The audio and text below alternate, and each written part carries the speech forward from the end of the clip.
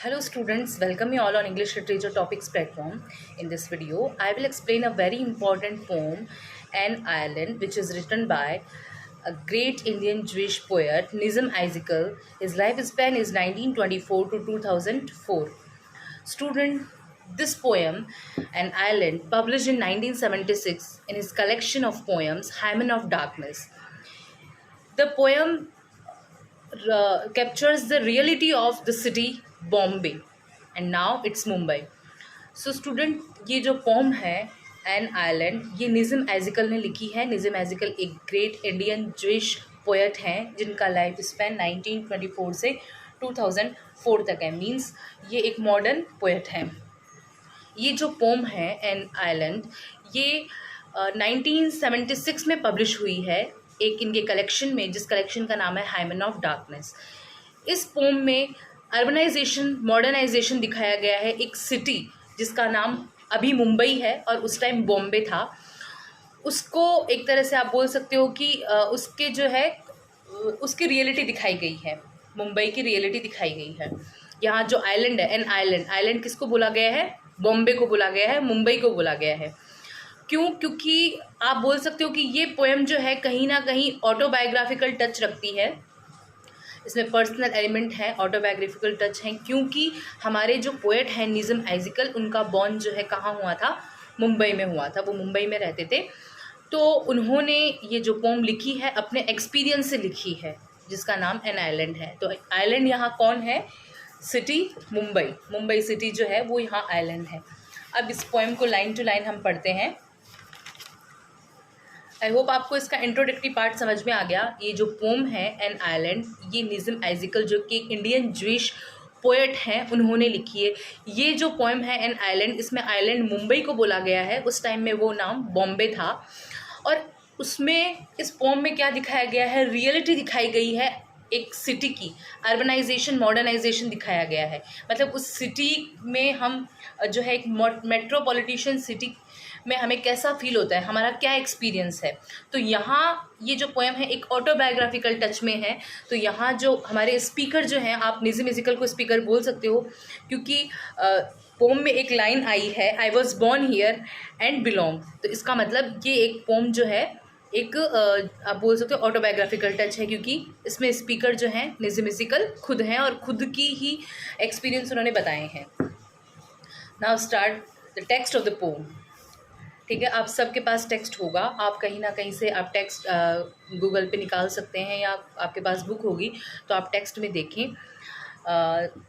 Unsuitable for song as well as sense, the island flowers into slum and skyscrapers reflecting precisely the growth of my mind. I am here to find my way in it. देखो, ये जो pome है ये 25 lines की poem है. ठीक है, इसमें 5 स्टेंजास हैं and each stanza consistent 5 lines. ठीक है, ये 25 लाइन्स की पोएम है. 5 इसमें स्टेंजास हैं और हर स्टेंजा में 5 लाइन्स हैं.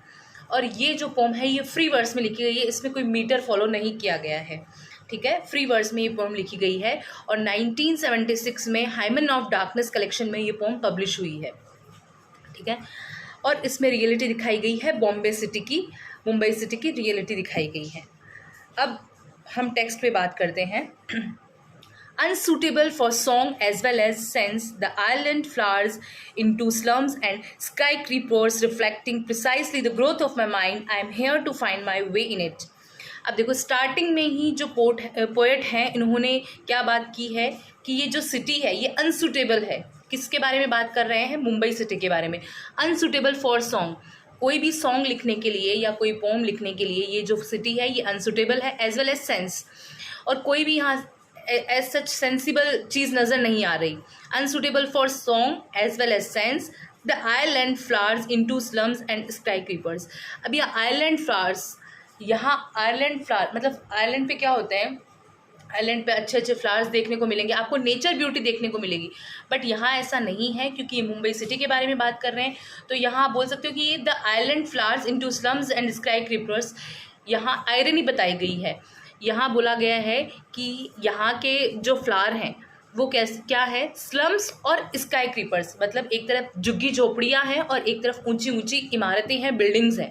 देखो आप मुंबई सिटी में जाएंगे, आपको हर तरह की चीज़ वहाँ दिखाई देगी, आपको स्लम्स भी दिखाई देंगे और आपको बहुत बड़ी बड़ी बिल्डिंग्स भी दिखाई देगी।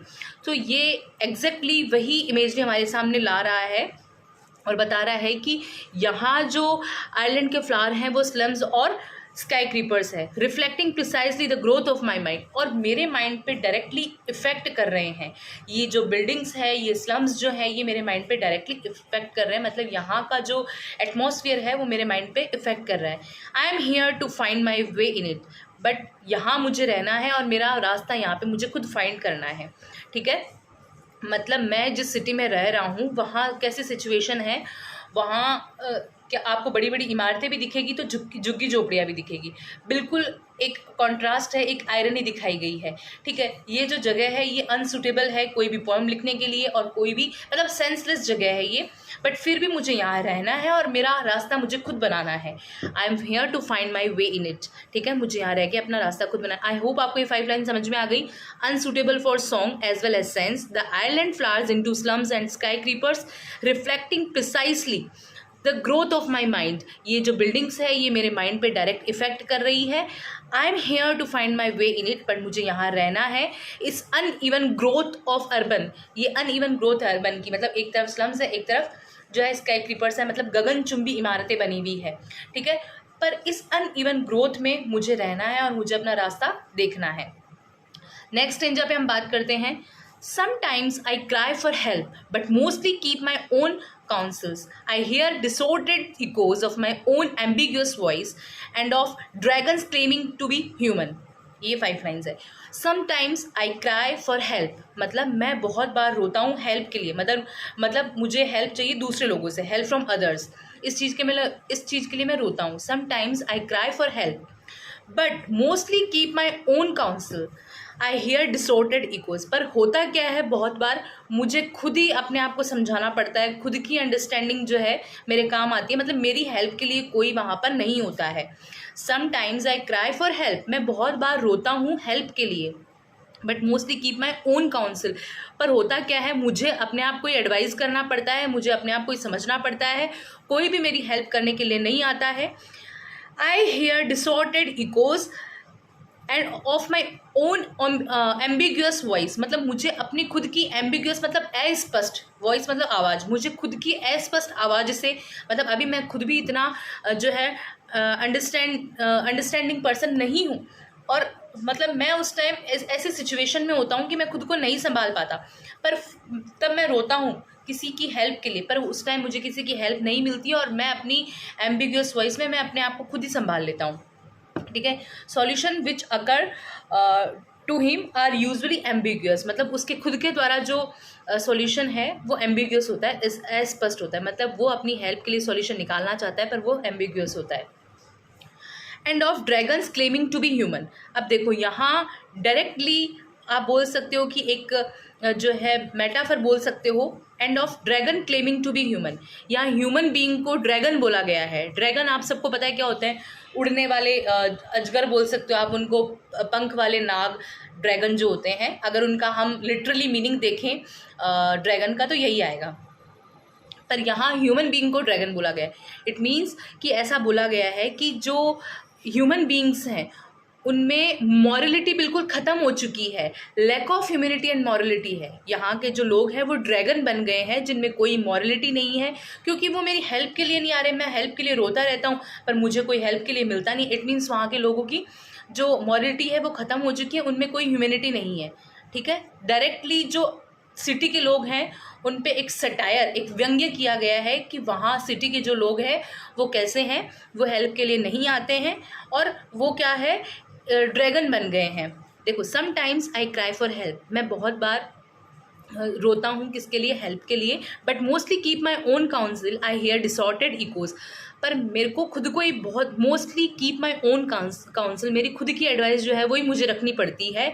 आई hear distorted echoes of my own ambiguous voice, मैं अपनी एम्बिग्यूअस वॉइस जो है अस्पष्ट आवाज़ उन्हीं को सुनता हूँ, विकृत गूंज को ही सुनता हूँ, क्योंकि मेरी हेल्प के लिए कोई आता नहीं है तो ऑब्वियस बात है कि मुझे अपने आप को ही अंडरस्टैंड करना पड़ता है। And of dragons claiming to be human. और यहाँ पर बहुत सारे ऐसे लोग हैं जो ड्रैगन है, इन एक्चुअल तो वो ड्रैगन है, मतलब उनकी मॉलिटी, उनकी ह्यूमैनिटी खत्म हो चुकी है, पर फिर भी वो अपने आप को क्या बोलते हैं, ह्यूमन बोलते हैं, क्लेम करते हैं कि हम ह्यूमन हैं, हम इंसान हैं, पर वो इंसान इन एक्चुअल नहीं है। मतलब कैसे इंसान नहीं है, वो इंसान के रूप में आप बोल सकते हो कि उनमें मॉरलिटी खत्म हो चुकी है, वो अच्छे लोग नहीं है, है ना। अब है थर्ड स्टेंजा। आई होप आपको 2 स्टेंजा अच्छे से क्लियर हो गए। थर्ड स्टेंजा आते हैं, bright and tempting breezes flow across the island. अब देखो इन 2 में उन्होंने कुछ जो है नेगेटिव बात करी, अब वो कुछ पॉजिटिव बात करके फिर नेगेटिव पे आ रहे हैं। मतलब इस फॉर्म में ऐसा चलता रहेगा, वो पॉजिटिव बात करते करते नेगेटिव पे, नेगेटिव बात करते करते पॉजिटिव पे आते हैं, लास्ट में वो सोल्यूशन निकाल लेंगे, ठीक है। Bright and tempting breezes flow across the island. अब देखो आइलैंड पे क्या होता है, अच्छी ठंडी हवाएं चलती है, टेम्पटिंग ब्रीजेस चलती है जो हमें अट्रैक्ट करती है, ऐसी ब्रीजेस चलती है, ऐसी हवाएं चलती है, ठीक है। तो ऐसी हवा चलती है, bright and tempting breezes flow across the island. Island पे ऐसी हवाएं चलती, मतलब हवाओं से, मतलब पर्टिकुलर हवाओं से भी ले सकते हो, और उसके अलावा ऐसी बहुत सारी चीज़ें होती है सिटी में जो हमें अट्रैक्ट करती है। ऑब्वियसली बहुत सारी चीज़ें होती हैं वो क्या करती है, separating past from the future, वो हमारे पास्ट को फ्यूचर से सेपरेट कर देती है। मतलब कुछ टाइम के लिए हम उस मेट्रोपॉलिटिशियन सिटी में हमारी आंखें इतनी चकाचौंध हो जाती है कि हम अपने पास्ट को भूल जाते हैं। कौन सा पास्ट, बैड पास्ट, जो हमारे साथ में पास्ट में कुछ ऐसा हुआ है जो बहुत हमारे लिए बैड एक्सपीरियंस है, उनको हम भूल जाते हैं और क्या करते हैं, हम उस सिटी में जो है अपने आप को देखने लग जाते हैं। हम कुछ टाइम के लिए हमारा पास्ट भूल के आराम से उस सिटी में एंजॉय करते हैं। Bright and tempting breezes flow across the island, मतलब ऐसी सिटी में हवाएं चलती है जो क्या होती है, separating past from the future, future से पास्ट को सेपरेट कर देती है। मतलब ना हमें फ्यूचर का टेंशन होता, ना हमें पास्ट का टेंशन होता, हम एंजॉय करते हैं। बट नेक्स्ट ही मोमेंट में क्या होता है, नेक्स्ट मोमेंट में then the air is still again. अब वो एयर शांत हो जाती है। देखो कोई भी चीज़ परमानेंट नहीं रहती है, ठीक है। तो ऐसे ही जो हवा है, कुछ देर हवा चली, हमने एंजॉय किया, बहुत टेम्पटिंग जो है हवा थी, उसको हमने एंजॉय किया। ऐसे ही मतलब हम सिटी में जाएंगे तो कुछ देर हमें वहाँ का एटमॉस्फेयर जो है, बहुत सारे आपको नई नई चीज़ें एंजॉय करने के लिए मिलेगी, बहुत सारी ऐसे आपको एक्सपीरियंस वाली चीज़ें मिलेगी, पर कुछ टाइम बाद आप उनसे बोर हो जाओगे, ठीक है। Then the air is still again, फिर वो जो हवा है वो शांत हो जाती है।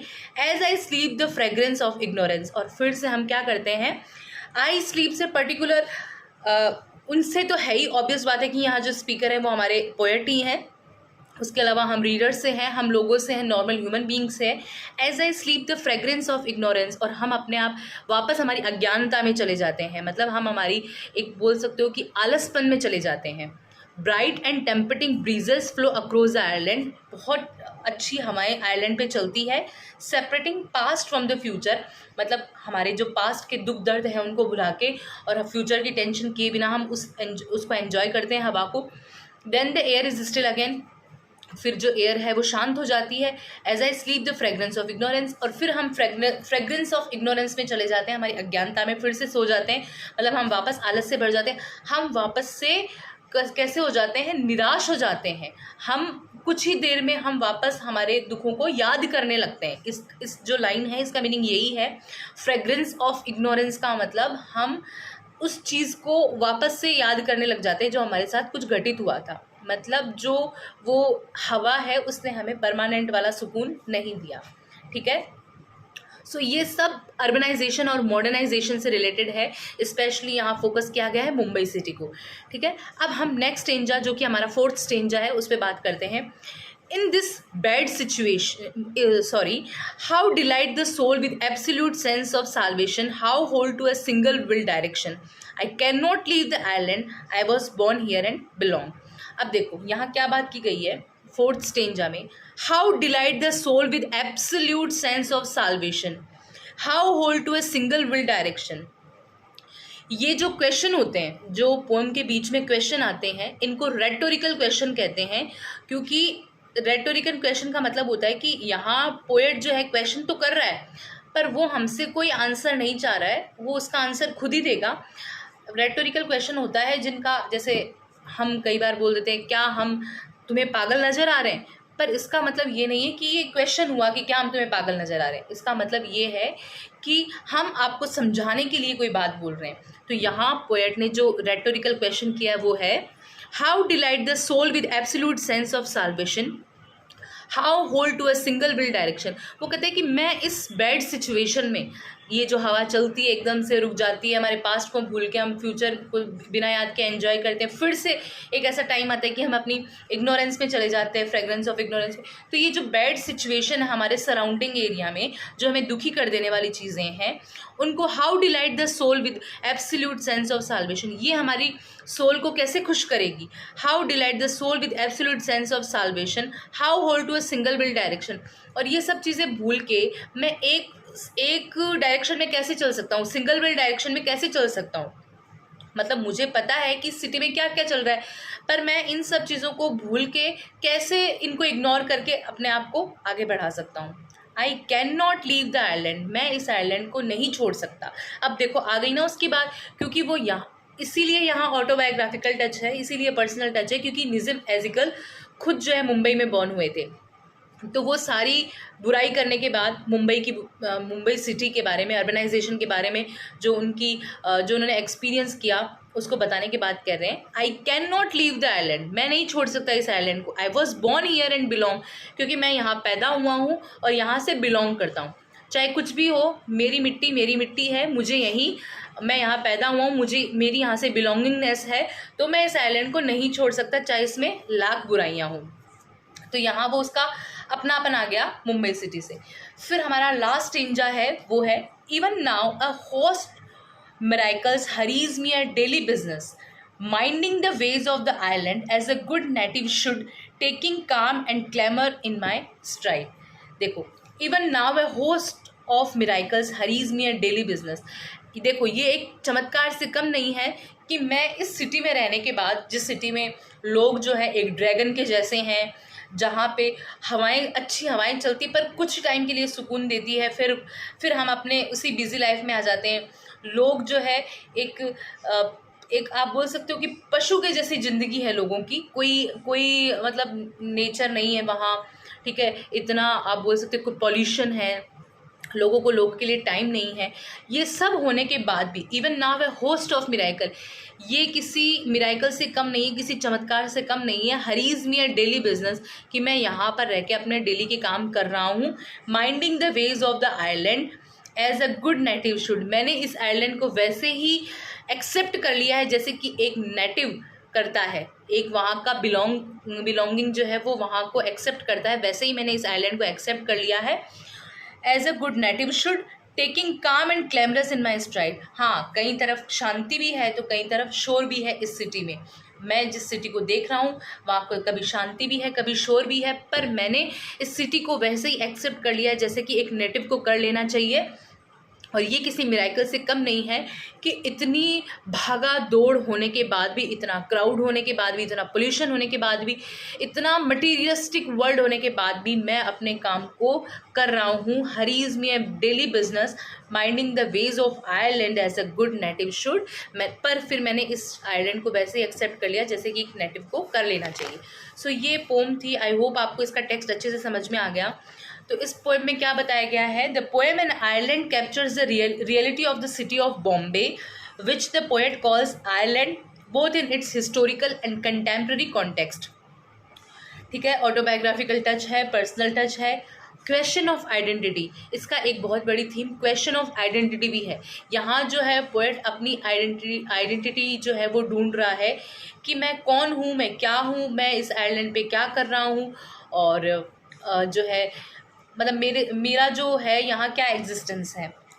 ठीक है, और lack of humility and morality of modern life. Obvious बात है कि यहाँ ड्रैगन बोला गया है लोगों को, तो क्यों बोला गया है? क्योंकि उनमें मॉरलिटी नहीं है, उनमें ह्यूमिलिटी नहीं, उनमें मानवतावाद नहीं। जैसे कि वो लोगों को हेल्प के लिए बुला रहा था, है ना, उसने लिखा ना, sometimes I cry for help, मतलब मैं रोता हूँ बहुत बार हेल्प के लिए, पर कोई उसकी हेल्प करने के लिए नहीं आया। वो कह रहा है मेरे को खुद को ही अपनी हेल्प करनी पड़ी, खुद को ही एडवाइस देनी पड़ी। तो इसीलिए उसने ड्रैगन बोला है लोगों को, क्योंकि वहाँ के लोग जो हैं ह्यूमिलिटी और मॉरलिटी में नहीं है। This poem consist of 5 stanzas of 5 lines each written in free words. मैंने बताया था 25 लाइन की पोएम है, 25 लाइन्स में 5 स्टेंजास हैं, हर स्टेंजा में 5 लाइन्स है और ये फ्री वर्ड्स में लिखी गई है, इसमें कोई मीटर को फॉलो नहीं किया गया है। और निज़िम एज़िकल जो है वो एक इंडियन जिश पोएट हैं, एक्टर हैं, प्लेराइट हैं, एडिटर हैं और आर्ट क्रिटिक है। और ही अवॉर्डेड द साहित्य अकेडमी अवार्ड इन 1983। उनको 1983 में साहित्य अकेडमी अवार्ड मिला है।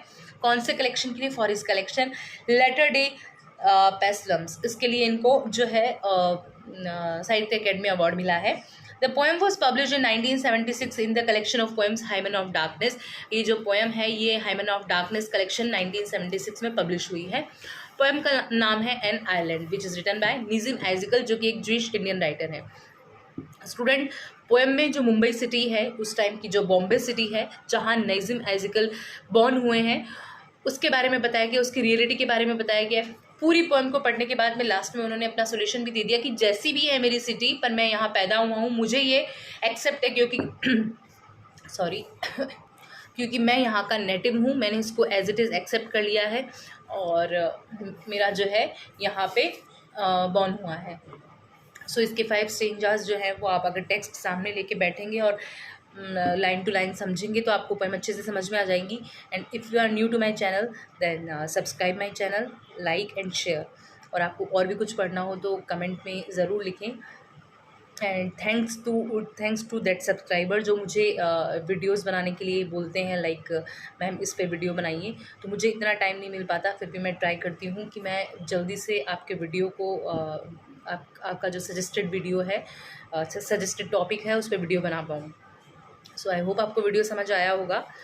तो अगर समझ आया हो, और बहुत सारे लोग ऐसे हैं जो मैं अभी भी बता रही हूँ कि वीडियो को देखते हैं बट उन्होंने चैनल को सब्सक्राइब नहीं किया, तो चैनल सब्सक्राइब कर लें, लाइक करें, शेयर करें। Thank you.